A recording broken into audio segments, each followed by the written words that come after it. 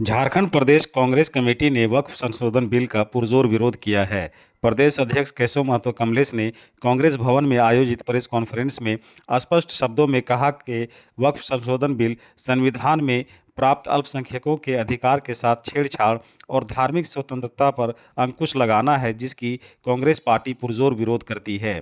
गौरतलब है कि अल्पसंख्यक मामलों के मंत्री किरण रिजिजू ने आज लोकसभा में वक्फ संशोधन बिल पेश किया है, जिस पर चर्चा जारी है। इधर all India Muslim personal law board के प्रवक्ता डॉक्टर सैयद कासिम रसूल इलियास ने वक्फ संशोधन बिल को मुसलमानों की मिल्कियत पर मोदी सरकार के कब्जा की कोशिश करार देते हुए कहा कि अगर खुदा न खास्ता पार्लियामेंट में बिल को पास कर लिया जाता है तो पूरे भारत में देशव्यापी आंदोलन शुरू किया जाएगा।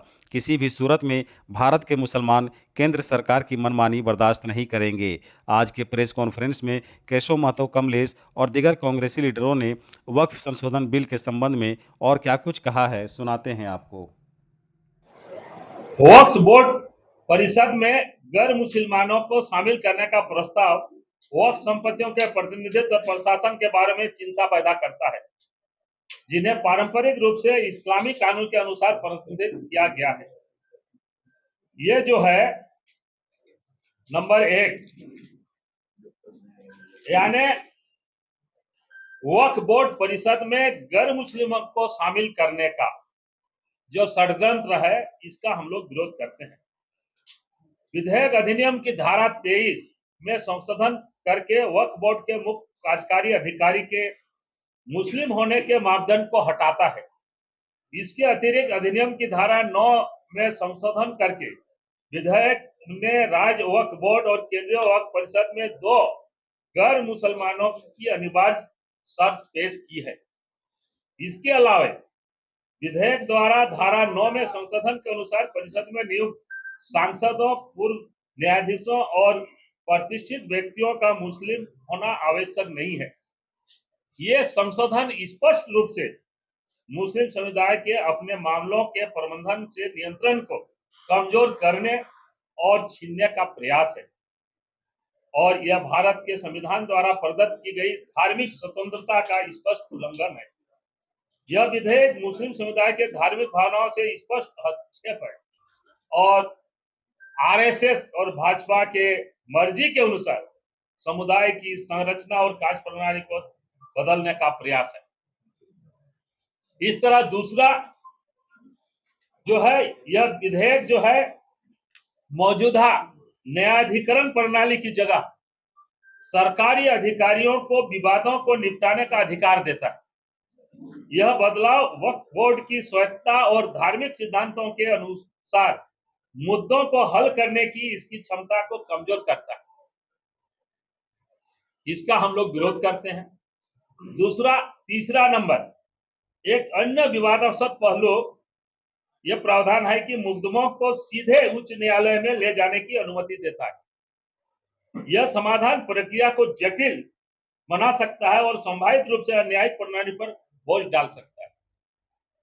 चौथा नंबर है कि संशोधन स्वभाव से वक्फ की अवधारणा को हटाने का सुझाव देता है, जो वक्फ संपत्तियों की परिभाषा और उद्देश्य को मौलिक रूप से बदल देता है, संभावित रूप से उनके इच्छित उपयोग को खतरे में डालता है। कांग्रेस पार्टी का विरोध प्रतिनिधित्व, स्वायत्तता, न्यायिक प्रक्रियाओं और वक्फ संपत्तियों को नियंत्रित करने वाले मौलिक सिद्धांतों के बारे में चिंताओं पर केंद्रित है। तो इन्हीं 2 विषयों पर आज यह प्रेस वार्ता और वक्तव्य आप लोगों के सामने रखा। मुझे विश्वास है कि आप प्रमुखता के साथ इनको अपने अपने समाचारों में स्थान देंगे। बहुत बहुत धन्यवाद। वक्फ का मतलब ये हुआ कि वक्फ का मतलब ये हुआ कि जो हमारी संपत्ति है, जैसे हम एक मुसलमान हैं, हमारा औलाद नहीं है, बेटा भी नहीं है, बेटी भी नहीं, हम वृद्धावस्था में चले गए। हमारा ये इच्छा हुआ कि हम अपनी संपत्ति को वक्फ कर देंगे। किसके नाम से? किसी व्यक्ति के नाम से नहीं, हम अपना संपत्ति को अपने इच्छानुसार हम अल्लाह के नाम से वक्फ कर देंगे। अब वो उस पर हम किसी दूसरे धर्म के लोग को हम उसमें इंटरफेयर नहीं करने देंगे। ये इसका हम विरोध करते हैं। साफ साफ बात होगी, समझ गए? हाँ जी जी।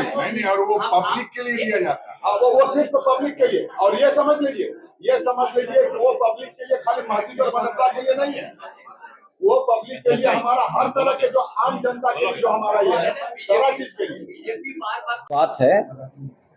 हमारा मानना ये है कि ये जो बिल इंट्रोड्यूस किया गया है वक्फ एमेंडमेंट बिल, यह देश का जो लोकतांत्रिक ताना बाना है, जो धर्मनिरपेक्ष सेकुलर ताना बाना है, उसको छिन्न भिन्न करने का एक बहुत बड़ा कंस्पायरेसी है। और योजनाबद्ध तरीके से जिस तरह से 2014 के बाद में एक एजेंडे से भारतीय जनता पार्टी सरकार चला रही, उसी एजेंडे का एक हिस्सा है। सामान्य बात हम बोलते हैं, बात यहाँ हिंदू, मुसलमान, सिख और ईसाई की बात नहीं है।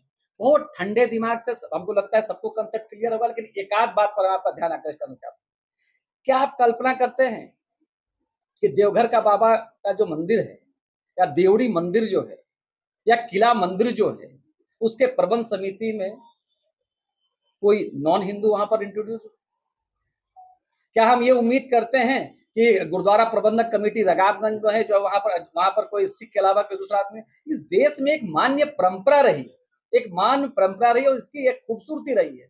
जिस प्रकार से यहाँ पर इन्होंने बिल इंट्रोड्यूस किया है, वो पूरी तरह से गैर संवैधानिक है और इनकी मंशा को दर्शा रहा है। एक पूरा सामाजिक आप जो है डीएम के पास पहले जो वक्फ ट्रिब्यूनल को जो पावर था, उस पावर को आप विड्रॉ करने के बाद, अभी कोई साथी बोल रहे थे, आप इधर बोल रहे थे, हमारे एक मित्र बोल रहे थे कि आप अभी कैसे बोल रहे हैं, इसलिए अभी बोल रहे हैं कि जो जेपीसी के, जैसा कि हमारे राजेश ठाकुर जी ने बताया, ज्वाइंट पार्लियामेंट्री कमेटी के माननीय सदस्यों में से जो विपक्ष के लोग थे, उन्होंने जो 40 संशोधन दिए थे, उसमें से 90% संशोधनों को मानने से इनकार कर दिया गया। और जिस प्रकार से एडेमेंट है, रिजिड है, संख्या के बल पर, संख्या के गुरूर और संख्या बल का घमंड में, क्योंकि लोकसभा के अंदर में इनके पास में आंकड़े हैं, इस वजह से ये सरकार पूरा सामाजिक ताना बाना को तहस नहस करने पर जुटी हुई है।